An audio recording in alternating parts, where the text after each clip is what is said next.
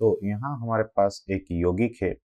इसमें 3 कार्बन की एक श्रृंखला है और उससे कुछ परमाणु जुड़े हुए हैं। हम अगर कार्बन का संकरण यहाँ पर देखें तो कार्बन यहाँ पर sp3 संकरित है और हमें पता है कि sp3 संकरित कार्बन यानी कि जो ज्यामिति रहेगी वो चतुष्फल की होगी। अब चतुष्फल की ज्यामिति में दो बंध एक तल में उपस्थित होते हैं, एक तल से ऊपर की तरफ और एक तल के नीचे की ओर होता है। तो उस तरह का रिप्रेजेंटेशन या उस तरह का निरूपण हम इस संरचना में नहीं देख पा रहे हैं। उसे अगर पेपर पर हमें बनाना है, उसकी हमें त्रिविम संरचना देखनी है, तो वह किस तरह से देखेंगे इसे हम समझने वाले हैं।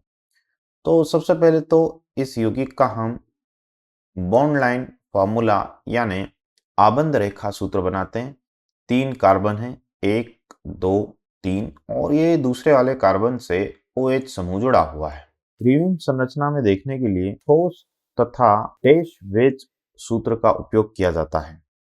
इन सूत्रों में ठोस वेज उस आबंध को दर्शाता है जो कागज के तल से दर्शक की ओर प्रक्षेपी है, मतलब देखने वाले की तरफ आ रहा है। जैसे इस कार्बन से जुड़े हुए इस ऑक्सीजन को आप देखें, ये जो काले रंग से यहाँ पर हमने परमाणु को दर्शाया है, यह कार्बन के परमाणु हैं और इस कार्बन से यह जो लाल कलर से जुड़ा हुआ परमाणु है यह ऑक्सीजन है।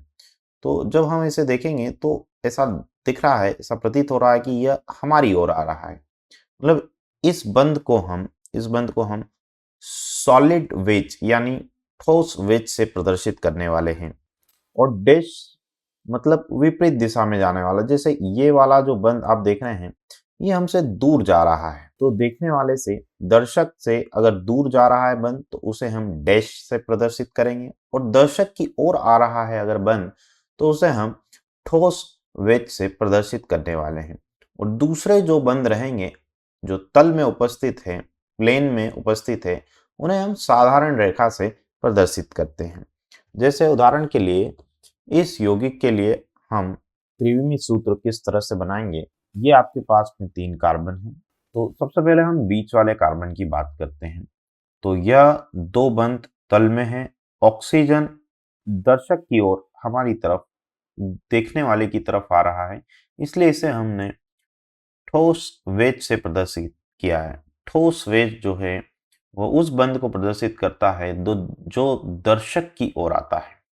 तो ये वाला जो हाइड्रोजन है ये दूर जा रहा है, इसको हमने डैश से प्रदर्शित किया है। इसी तरह से हम अगर इस कार्बन की अगर बात करें तो यह वाला बंध जो है यह हमारी तरफ आ रहा है, तो इसे हमने वेज से, सॉलिड वेज से प्रदर्शित किया है। इसके पीछे वाला हाइड्रोजन अगर आप देखें, जैसे मैं यहाँ पर पीले रंग से प्रदर्शित कर रहा हूँ, यह हाइड्रोजन हमसे दूर जा रहा है, इसे हमने डैश से प्रदर्शित किया है।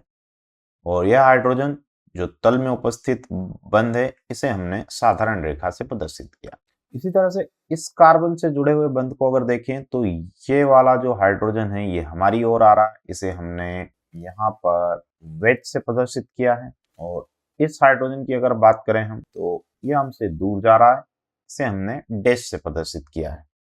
तो उदाहरण के लिए इस तरह से कोई सूत्र अगर दिया हुआ है, यहाँ पर H है, यहाँ कार्बन से फ्लोरीन जुड़ा है, यहाँ पर ब्रोमीन है और यहाँ आयोडीन जुड़ा हुआ है, तो यह sp3 संकरित कार्बन है, चतुष्फल की संरचना है।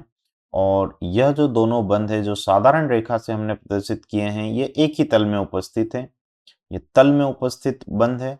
और यह जो आयोडीन है ये तल से पीछे की ओर जा रहा है, या हम बोल सकते हैं जो देखने वाला है दर्शक है, दर्शक से दूर जा रहा है।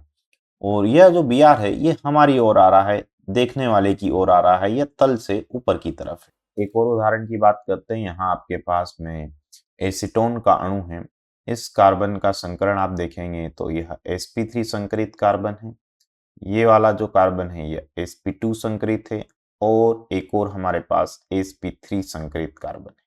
तो sp2 वाले के जो तीनों बंध है यह तो एक ही तल में उपस्थित होंगे, लेकिन sp3 कार्बन से जो 4 बंध बने हुए हैं इनमें से 2 बंध एक तल में होंगे, एक तल के ऊपर की ओर और एक तल के नीचे की ओर। तल के ऊपर वाले जो बंध है उन्हें हम वेज से सॉलिड वेज से और तल के नीचे की ओर जाने वाले बंध को हम डैश से प्रदर्शित करेंगे।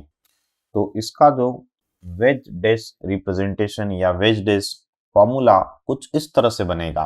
इस कार्बन से यहाँ पर आप देखें ये वाला हाइड्रोजन हमारी ओर आ रहा है, इसे हमने सॉलिड वेज से प्रदर्शित किया। इसके पीछे एक हाइड्रोजन छुपा हुआ आपको नजर आ रहा होगा, ये हमसे दूर जा रहा है, इसको हमने डैश से प्रदर्शित किया। और यह वाला हाइड्रोजन, ये हाइड्रोजन वाला बंध, ये कार्बन के कार्बन कार्बन बंध, ये कार्बन कार्बन बंध।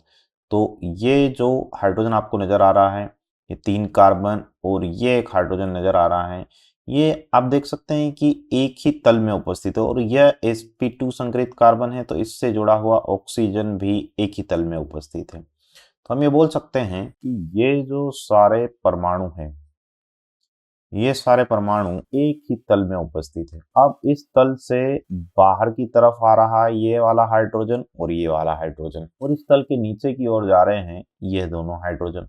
इसको हम यहाँ पर समझ सकते हैं कुछ इस तरह से, ये आपके पास में